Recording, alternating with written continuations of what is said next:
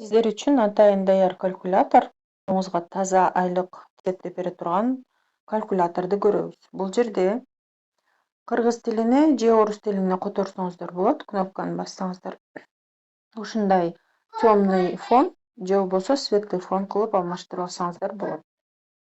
Ылдый чечсөңүздөр иш чөйрөсүн тандайсыз. Бул жерде кайсы чөйрөдө иштесеңиз, ошол чөйрөнү тандайсыз. Себеби ошол чөйрөнү тандаганыңыздан көз каранды болот да, ошол зарплатаңыздын, айлык акыңыздын эсептелиши. Анткени ар бир чөйрөдө өзүнүн өзгөчөлүктөрү бар эсептелиши боюнча.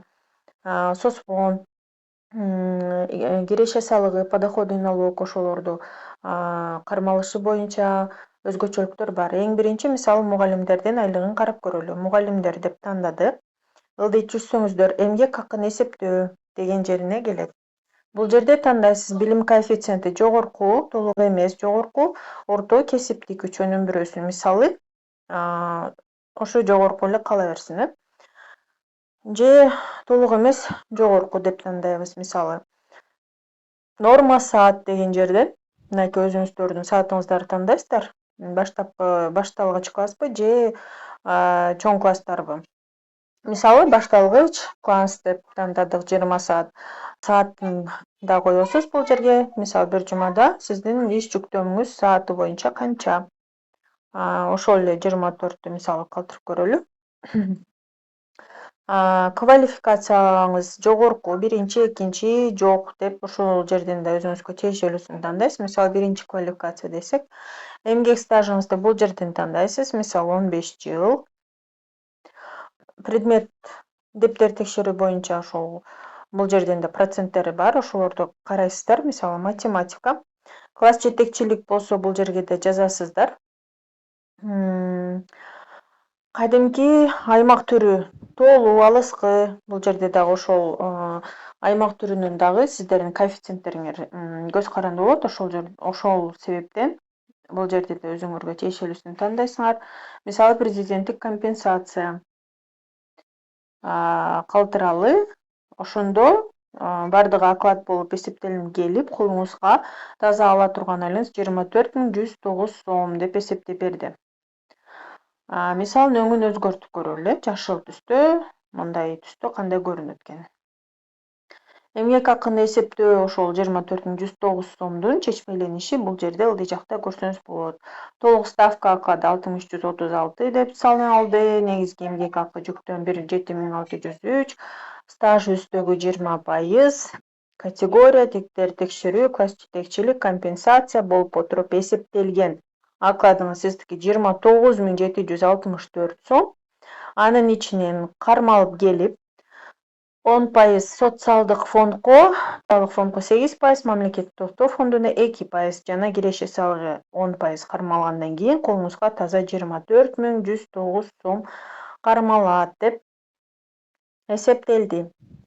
Ылдыйраак жылсаңыздар, иш берүүчүнүн чыгымдары деген жер, бул эми иш берүүчүлөргө тиешелүү, бирок сиздер деле кызыксаңыздар, мындай маани берсеңиздер болот. Бул жерде 34.898 сом чыныгы сизге кете турган, сиздин айлыгыңызга, сизди ошо иштеткенге кете турган акча бюджеттен кетет да.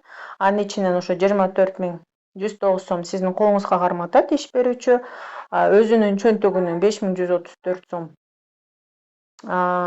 соцфондго төгөт жана сизден ошол соцфондго 10% жана 10% киреше салыгы кармалат деп бул жерде бардыгы берилет.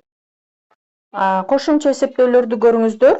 Бул жерде өргүү акысы, отпускной, мисалы, отпускнойду эсептеп көрөлү. Орточо айлык эмгек акыңыз мисалы 45.000 сом дейли. Өргүү күндөрүңүздү мисалы сиз 25 күнгө чыктыңыз дейли. Ошондо колго тийүүчү өргүүңүз 31.100 сом болот экен. Бул жерде да анын эсептелишин көрсөтүп атат. Канча сом болуп келип, канча кармалып жана колуңузга канча сом тиет. Эгер анан больничный листы оорулуу баракчасын карасак, орточо эмгек акыны ошол жана 45.000 сом менен көрсөк, жумуш күндөрү, бул айдагы жумуш күндөрүн бияка жазасыз. Мисалы, 22 күн болсо 22 күн деп. Жалпы эмгек стажыңызды коесуз бул жерге 5 жылга чейин, 5 жылдан 8 жылга чейин жана 8 жылдан ашык деп. Мисалы 5 жылдан 8 жылга чейин стажыңыз бар болсун дейли. Эмгекке жарамсыз күндөр ошол мисалы канча күн ооруп калып чыкпай калсаңыз ошол күндөрдү жазасыз. Мисалы 5 күн деп көрөлү. Ошол 5 күнүңүз үчүн сиз 8181 сом алат экенсиз. Эгер 10 күн десек, аныңыз көбөйөт 16363 сом деп. Ылдый жагына дагы түшсөңүздөр маалымат булактары көрсөтүлөт. Бардыгы тең ссылкалары иштейт. Мисалы, ошол мугалимдердин айлыгынын эсептелишинин бардык нормативдик, укуктук ченемдер бардыгын тең көрсөңүздөр болот. Мынтип бассаңыздар, ошол мамлекеттик өкмөттүн ссылкасы ачылат. Же президенттик жарлыгы 2026-жыл жанагы 15 000 сом компенсация боюнча жазылган. Буларда кенен маалымат алсаңыз болот. Эмгек кодекси. Андан да ылдый түшсөңүздөр, колдонмону кантип пайдалануу керек боюнча ар бир кадам менен инструкция бар. Түшүнбөй калдым десеңиздер, ушуну кадам менен карап көрсөңүздөр болот. Муну мисалы PDF форматка да мынтип жүктөп алсаңыздар болот. Аны ачсаңыздар, мындай инструкция чыгат. Муну жүктөп алып, кадимкидей распечатка кылып алып, кагазга чыгарып алып да, бирден ар бирин карап, окуп, текшерип, таанышсаңыздар болот. Бардык ставкалар, бардыгы кандай эсептелинет көрүнүп турат.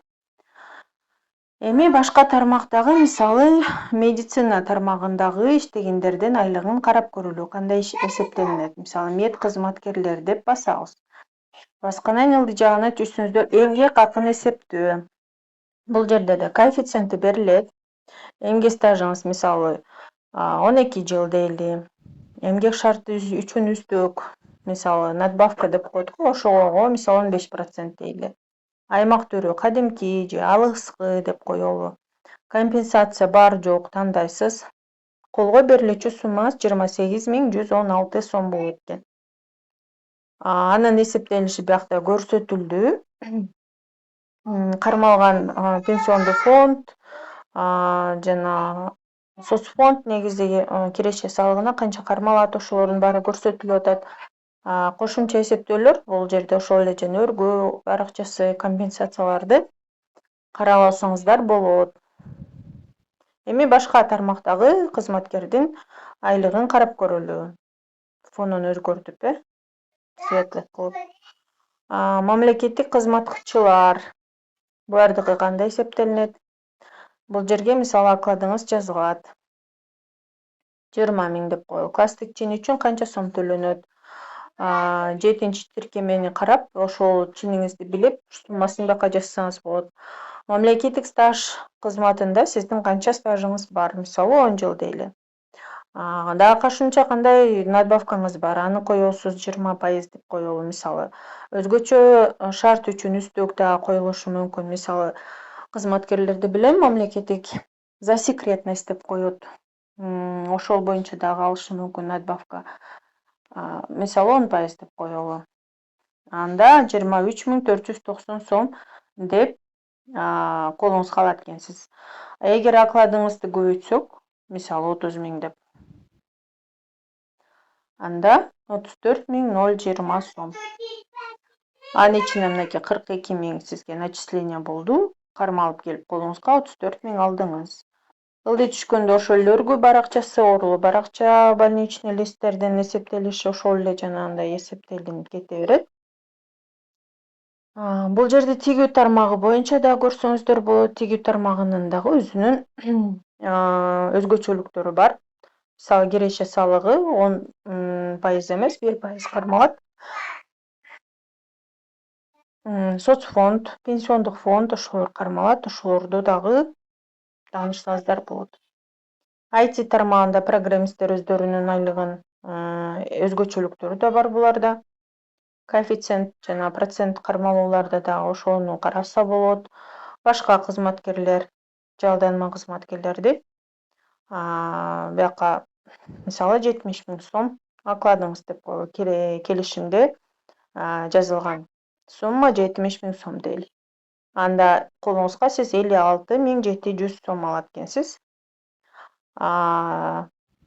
Эгер сиз жетекчи же бизнесмен, ишмер катары карасаңыз, ошол кызматкериңизге 56.700 сом колуна берет экенсиз дагы. Бул жерде соцфонд, киреше салыгына андан кармап, аны канча кайра төгөсүз бюджетке. Ошондой эле өзүңүз иш берүүчү катары дагы 1.575 сом толуктап дагы төгүм кыласыз да. Ошолорду да көрсөңүздөр болот.